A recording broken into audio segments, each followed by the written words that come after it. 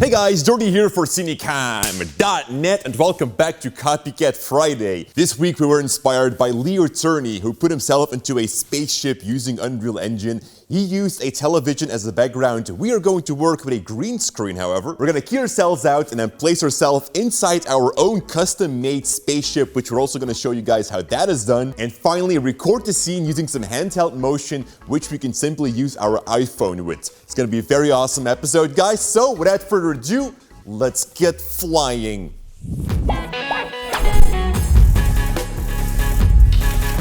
Roger, Roger. We need two things, a green screen and a monitor. I'm ready. Let's roll.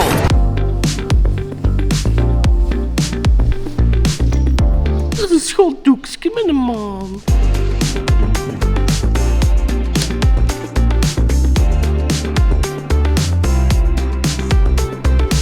Hi, and welcome to my space station. And this right here is a wireless full duplex intercom headset system. It's a Solidcom C1 system from Hollyland, and currently it's allowing us to communicate better while we're working in a studio and at the same time also working inside Unreal Engine in the editing room upstairs. Now, the big plus about this system is that it doesn't need a base station. One of these headsets is the master and the other ones are the remotes. I think Janik currently has the master one. You take it out of the box, turn it on, and it works. It connects automatically. It looks for the best channel, which is a wideband frequency for very clear audio quality. It comes with premium acoustic echo cancellation, and there's no latency whatsoever. Now, even though we got so many wireless systems going on in the studio, we have no interference whatsoever. And we can take these up to 1,000 feet or 300 meters apart from each other, and they will still connect. Now, a couple of really cool features about these headsets is that you can choose which ear cup that you want, either an over-ear cushion or an on-ear foam. You can choose that. It comes with both. Also, what's really cool is that if you put on the headset and when you have your mic upwards, it's actually muted, so nobody can hear me right now. But if I put it downwards like that, it automatically connects my mic, and I can now talk to Janik and to Lorenzo. Hey guys, and now they can't hear me. Now, in terms of battery life, the remotes work for up to 10 hours and the master one up to 5 hours, but you get an extra battery, so you can actually charge them in between, and that way you never run out of power. And finally, for those who are worried about stability and security, well, they support DECT 6.0. So for those techies out there, you know what that is. I don't know what that is. All right, and that is in a nutshell the Solidcom C1. We have the 4 set right here because we are with 4 here at Cinecom, but there is a set for everyone's need. You can also have 2 of them or 3 or up to 6, I think. All information can be found in the description down below, guys. There's a link, so go click on that, check it out. A really awesome intercom system with tons of pro features for a very reasonable price. Hey guys, it's been some time since I sat here for Copycat, so yeah. Here I am. So anyways, we created this entire spacecraft from scratch using nothing but free assets, so everyone can follow along. Start off by enabling your Place Actors window, and from here you have the category Geometries, from which I added the cube to my scene. From its properties, you have the ability to make that cube hollow. And this is gonna be my spacecraft. Now, when you add another geometry in there, you can set its brush type to subtractive. If you then move that box into another one, it will create a hole. Perfect to create windows or to create a big gap in the front through which you want some sunlight to come through. Now, that sunlight is a directional light. I don't need the sky atmosphere or the clouds or whatever, so I'll simply delete those. What I will add is an HDRI backdrop. I then downloaded a space photo and loaded that into the HDRI actor. So this is the basis, giving you some sort of a buzz in space. Now it's time to dress the spaceship so that it looks like an actual spaceship and not an empty cube. Click on the Add button from the content browser and choose Add Quixel Content. This opens a library filled with 3D assets, materials, and so much more. The amazing thing is that all of this is completely for free. Now, as you go through the library, you notice that most of the assets are urban, street, or nature themes. So it's not easy to build a spacecraft off from this. However, with a little bit of imagination, we can get really far. I mostly looked for structure. For example, I really liked the structure of this trash can,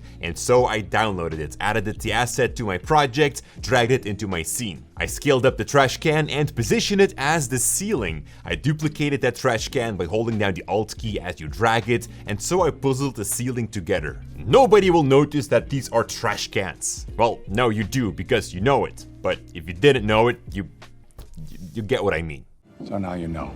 I also found these parking meters, which I placed upside down a little bit in the dark so that they don't appear to be parking meters too obvious. There's even this fire hydrant, which makes absolutely no sense in a spaceship, but I really like the bottom of it, which could function as a hatch or something. So I simply scaled it up, rotated it, and placed the base onto the wall.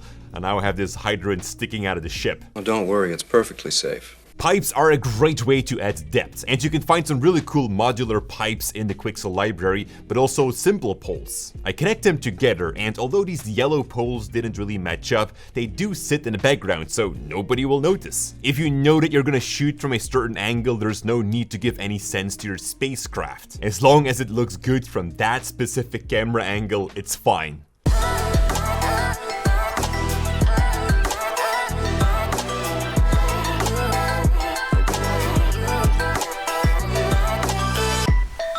Nice. Unreal Engine makes it super easy for us to match the lighting of the real world with the virtual world, and we're doing that by sending over the video wirelessly over to the computer upstairs, and then Yannick is going to process that inside Unreal Engine and send the signal back here to this monitor. So when I go sit here in the chair in my spaceship, I can see in real time on the monitor me sitting in that virtual space so that I can match the lighting perfectly. Okay, there are two ways of adding camera motion to your scene. Either you work with a camera tracker, such as the Vive tracker. You attach it to your camera, which sends over the tracking data to Unreal Engine so that both the real camera and the virtual camera are in sync. But that means that you need a tracking system. So we're going to do it a little bit different, which is more accessible to everyone. Shoot your green screen shots from a tripod and bring that into Adobe After Effects first. Within After Effects, we can do the green key, use the key light effects, you can create masks, do rotoscopes, anything that helps to key out your subjects. When done, we can render out that shot, but first, within the render settings, make sure that under channels, alpha is selected instead of RGB. And this will render out a black and white matte, which we're gonna need inside Unreal Engine. So let's hop into Unreal Engine, create a new plane, and position it where you are going to sit in the spacecraft. Import both the matte video and the original one. Next, right-click in the content browser and choose to create a new media player. Make sure to enable to also create a media texture. Then open up that media player and on the bottom, double-click on the original video to load it into the media player, and then hit save. Now basically, we're using that media player file to load in and play the media. Then it's automatically being outputted into that media texture. So if we drag that media texture onto the plane, it's going to show that video on the plane. Now, Unreal Engine works with materials. As you drag a texture onto a mesh, it will automatically create a new material from it. And if we double click on it, we see the node system. The texture is being used within that material as it's connected to the base color. But we have so much more options in here, which we can also use to do that green keying, or in other words, use the matte that we created to perform the key. I'm gonna create a new media player with its texture and this time load in the matte video. We can simply drag this texture now into the materials nodes. And we're gonna connect that matte texture to the opacity mask, basically putting the opacity of the white areas to 100 and the blacks to 0. In other words, perform the key. Now, the opacity mask option is grayed out, and that's because we're currently working in a default surface material. If you select the base node, you can find in the options on the left the blending, which needs to be set to masked. You'll see that the property now becomes active.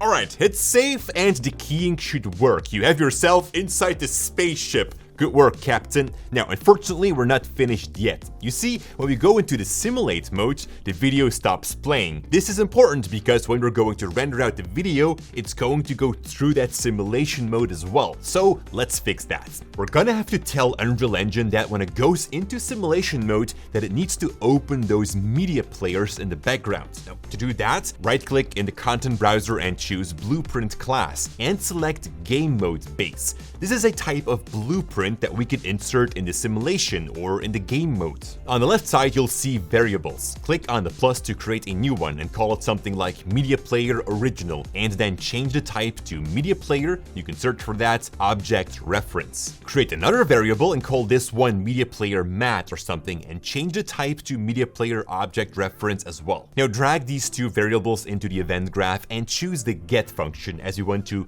get the media source and not set it. Next, right click to create a new note, which is going to be an open source note. Copy and paste it as we want to link each media player into a new open source note. All right, let's compile the blueprint, which will update it as well. This is going to allow us to set a media player in the details panel. So the matte note is going to get the matte media player, and the original one is going to get the original, obviously. Then from the open source notes, we're going to set the actual video as the media source in there. Do it for both the notes. All right, we're almost done, guys. We're going to need the event begin play note, and you should already find it in there. This note is going to get activated once we're going to go into simulation or when rendering the video. So we're going to connect it to the input of the open source, basically telling Unreal to open the media player. Now we're going to have to connect it as well to the other open source nodes, but that doesn't work. Unreal only performs one action at a time. So let's make sure that it can perform multiple actions. Right-click and choose to create a sequence node. Connect the event begin play to it, and next the then0 goes into the first open source node, and then the then1 into the other. We're basically creating a sequence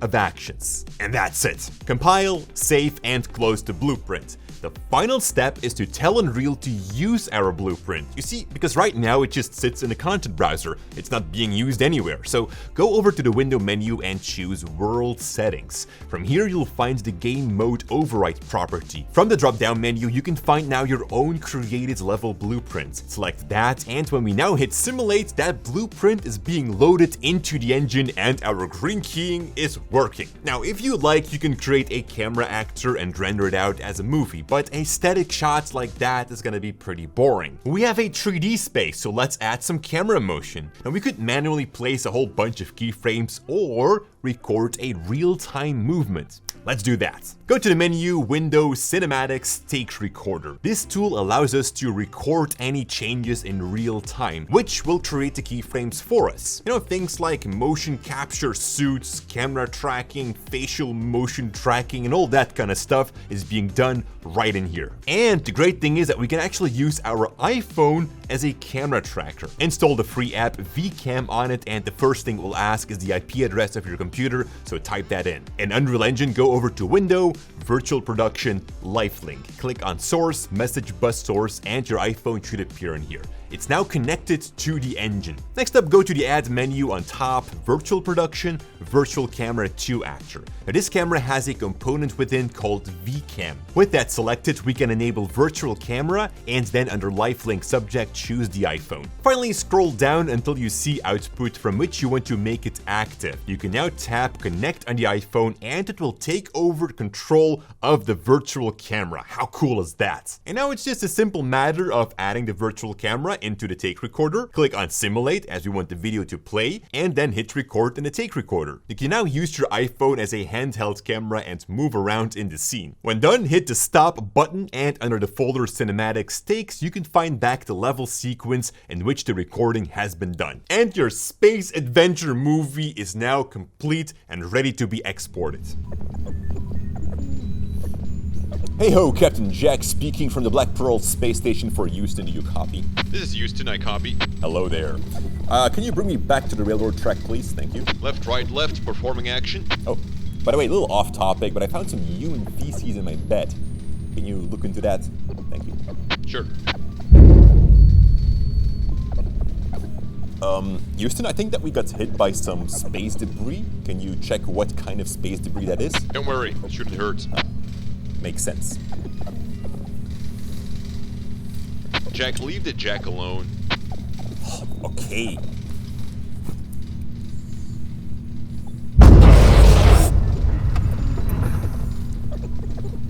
This is not right. Oh! Oh, snap! Oh! Oh! Oh! No, no, no, no, no, no! Ah! Ooh. Ground control? We have a major Tom problem. Sorry, there's nothing I can do. Snap! Alright, and that was it, guys. Thank you so much for watching, and I hope you also learned something new today with Unreal Engine 5 and Hollyland. Thank you so much for sponsoring us today. The Solidcom system is really cool, and we're going to use it more often throughout our productions. Anyways, stay creative, guys, and check out the video here on my left. Alright, goodbye.